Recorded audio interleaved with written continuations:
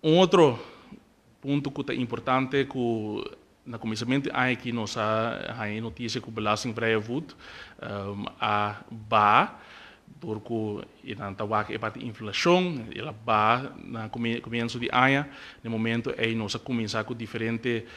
ação com para o ministério para mostrar que nós não quer para se passa trobe nós quer para belastingvrije voet tamarra ribe sueldo mínimo e no momento que o sueldo mínimo sobe para esse também sobe junto com ele. Nós avisa que o Ministério de Finanças avisa que não está disponível para si. Tudo coisa mostra que não também logra fazer também. Para dentro de pouco não anunciar também que esse também vira caso, é algo seguro bom também para seguro. No momento que nós risa o mínimo que é belastingvrije voet, é suma que está livre de belasting também está queda livre e não também quita fora esse ano que é subida riba é sueldo mínimo. Outro aspecto também que nós põe atenção na dieta é a situação de vivenda. Nós temos uma escassidade na maneira aqui de vivenda pagável, preços estão a subir drasticamente no último tempo, dor de escassidade e se botar a escassidade não é somente na área social, mas essa escassidade está em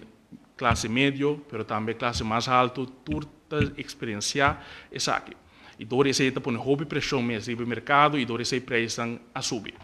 Nós começar com alguma medida, nós anuncia se também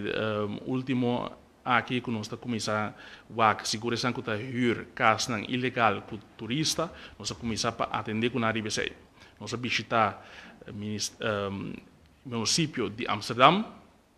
que dentro de tem o último ano onde é município com mais a mover proativo ribe terreno aqui para assim pôr mais vivenda disponível ribe no mercado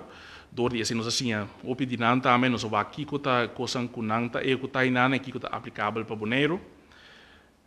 e outra parte que nós vai também é parte de digitalização de governo, pero digitalização de nós islamistas também. Nós aqui como município não está sendo terreno aqui, nós indicar seguro que nós também quer participar de fundo que está bem disponível para digitalização, que mira que nós está pondo, nós transformar o governo, assim governo governo que está seguro cana adiante riba desenvolvimento, pero nós isso completo também está cana adiante riba desenvolvimento na parte de digitalização.